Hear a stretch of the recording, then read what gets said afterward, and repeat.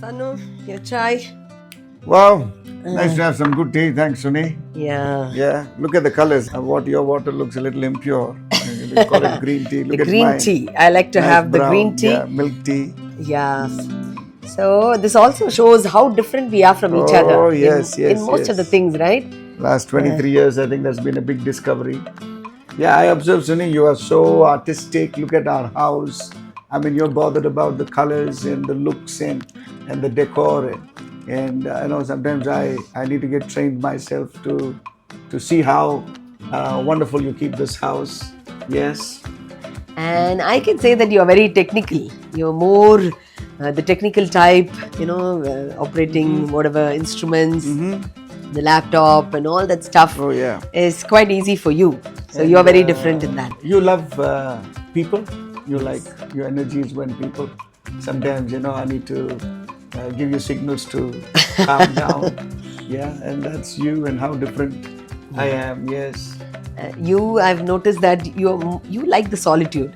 You like that personal space, even your rest. For me, resting is going out, but for you is more you like being at home, Yes, relaxing. yes. So that's your way of handling things. Wow. Yeah. Sometimes, you are very impulsive. just talk like that. It is good and also Yeah. not so good. Yeah. The other way also is a little difficult. You think a lot. Sometimes I ask a question and you're thinking and you're thinking. Processor. Yeah. Processor. Yes. I mean, the processor keeps on going, I think, because I would have gone to the second question, the third question, you will be still thinking. You are a deep thinker. I think that's how we celebrate our differences. Yes. Yes, yes.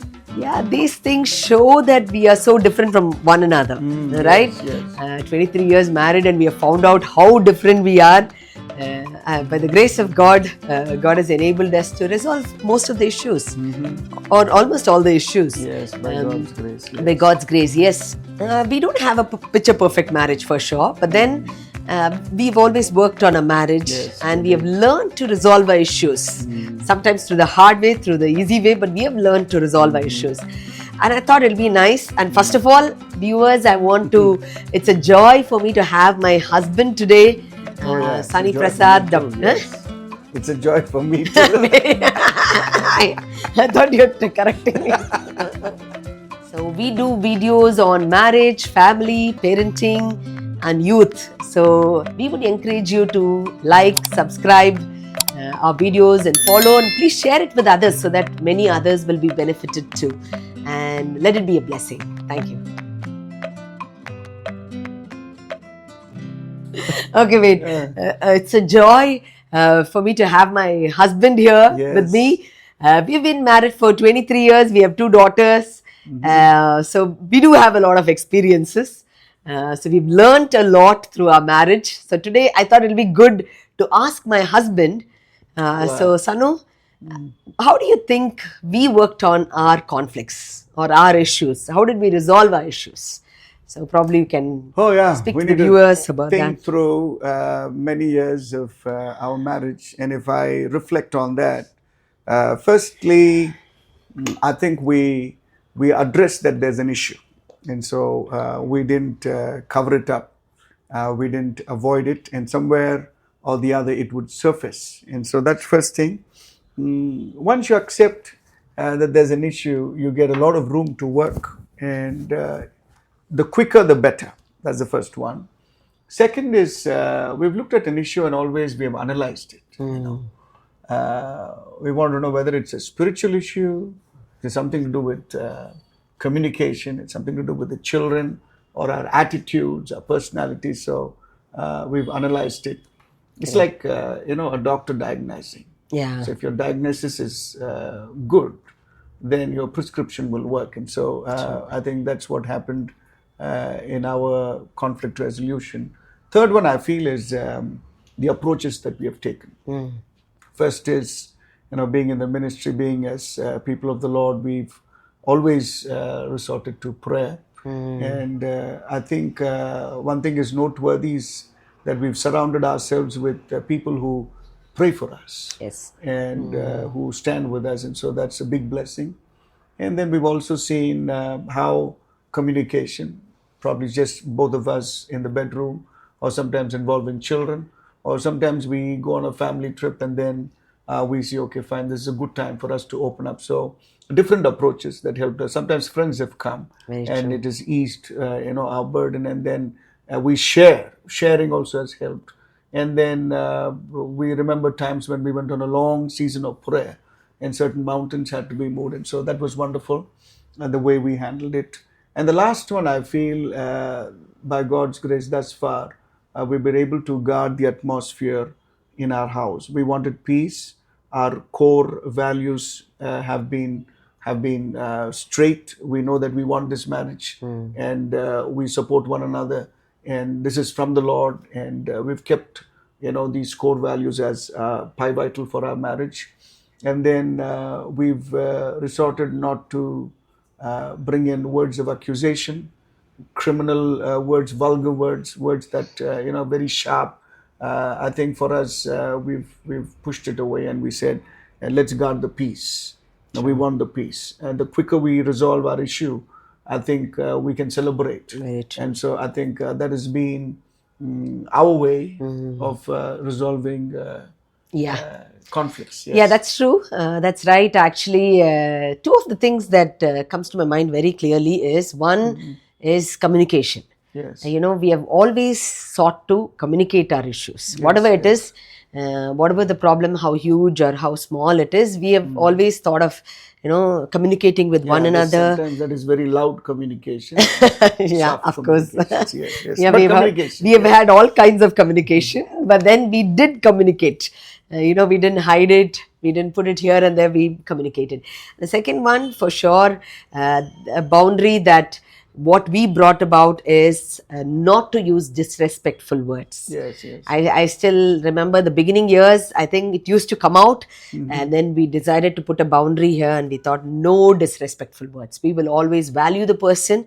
Issue will be there, but we'll always value one another. And I think that is also something that helped us. Yes. Yeah. That's so nice. Yeah, we have had our challenges, our difficulties, but I think we have learned on the process how to work out, how to resolve issues.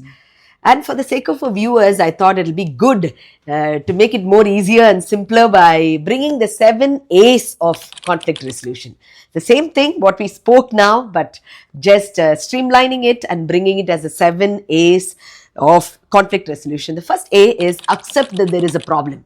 Many a times the problem occurs when we don't accept that there is an issue. Knowing and accepting that there is a problem, not hiding it under the carpet, not walking out of it, not blaming the other person, or not thinking the time will heal the issue. So those are not the ways, those are not the right ways to do it. First of all, even if one of your spouse feels it's a problem, it is still a problem. So first of all, accept that there is a problem. Second A, assign a time and place. What happens in our home, sometimes children are around, in some families, parents and other people are around. So it's not good to discuss when they are around. It's better to have our personal space in order to discuss our issues. So I would encourage you, assign in the sense not like an appointment, but just making sure that you go to your bedroom and talk it, or probably even for you to emotionally cool down. Sometimes, when we are emotionally high, we tend to, use words that we shouldn't be using, or say certain things that we shouldn't be saying. So it is better that we cool down a bit, not too long, but a little bit, and then have a time and a place where you meet up, whether in a bedroom, terrace, or going out on a coffee or somewhere. Just go and have your discussion. Whatever is convenient for you would work. And the third A is ask help in prayer. In the meantime, it is good to ask help in prayer. The word of God says in Psalm 139, 23, 24, search me, O God, and know my heart, test me, and know my anxious thoughts. See if there's any offensive way in me and lead me to the way everlasting. So it is good to ask the Lord to search and know if you have done something that is not okay. If you have thought wrong, or you have brought about this conflict. So it's better to look into yourself and ask God to help you to resolve this conflict. We have done that quite a few times. The fourth A is attend to, or another word is listen without interrupting. So that's one of the main issues. Even in my counseling sessions, I've noticed, anytime one person wants to share, the other person just keeps interrupting, keeps coming in between. So that also can be a major issue. So attend to or listen to without interrupting. Word of God says in James 1:19-20, my dear brothers and sisters, take note of this. Everyone should be quick to listen, slow to speak, and slow to become angry. So I would encourage you, be careful. Don't be quick to speak. I've done that mistake many times, but learn to listen without interrupting. That's the fourth one. The fifth one, address the issue, not the person. Here, remember, you both are in the same team. You are not the opposite team. You are not competing with one another. That is not the purpose of a covenantal marriage. So we are not there to fight against one another. So treat your spouse with respect and dignity. As I mentioned, even from our own example, that one thing that we have put a boundary is that we'll always respect the other person. So treat the spouse with respect and dignity. Tackle the issue. Don't tackle each other. Don't fight against each other. Don't go back and, try to avoid, references to your spouse's personality, their past. Don't bring those things. What is the issue? Deal with that issue. Don't bring the 1970s, 1980s folder. That doesn't help. It only makes matters worse. So I want to encourage you, address the issue and not the person. The sixth one, I want to say analyze. As we already mentioned, analyze and resolve the matter. Before that, if you are wrong, learn to admit it. Learn to say, I'm sorry. And then work out on how to resolve the issue.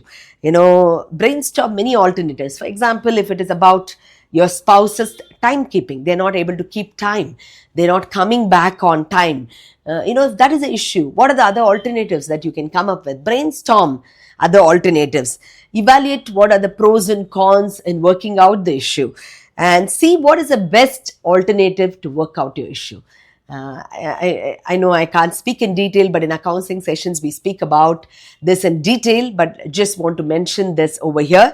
And the seventh one is ask and offer forgiveness. This is a good time. If you have wronged your spouse, humble yourself and ask forgiveness. There is a word in Colossians 3:12-14. It says, bear with each other and forgive one another. If any of you has a grievance against someone, forgive as the Lord forgave you. So if you have anything against one another, I want to encourage you, forgive your spouse. Nothing like forgiving your spouse. So remember the 7 A's of conflict resolution. And even after this, if you think your conflicts are not getting resolved, then it's better to seek help. It's better to go to a counselor, a pastor, a mentor. It's better to avoid going to your family members. It's better to avoid going to your parents, because not in many cases the parents are neutral. They tend to support their own children, or it can be other way around also. So it's wise to go to a neutral person, a pastor, a mentor, a counselor would be of more help if you're unable to resolve your own issues. So these are the 7 ways. I want to end by telling this is something that we have learned and we tend to do. Release your blessing. Once you have resolved, things have gone well, release your blessing so that you don't carry a grudge, bitterness towards the other person. Instead, as the word again says in 1 Peter 3:8-9, do not repay evil with evil or insult with insult. On the contrary, repay evil with blessing, because to this you were called, so that you may inherit a blessing. So make sure that you bless your spouse. They are your own. We are called, to love one another. We are called to resolve our conflicts. So these are the 7 points we looked at. Yes. Is there anything you want to add, Sanu? And I think having you beautifully put all those 7 points. I think in closing, what I was thinking was, rather than waiting for a conflict, as it's always said, prevention is better than cure. We need to fortify our marriage. True. And I think we need to have a habitual prayer.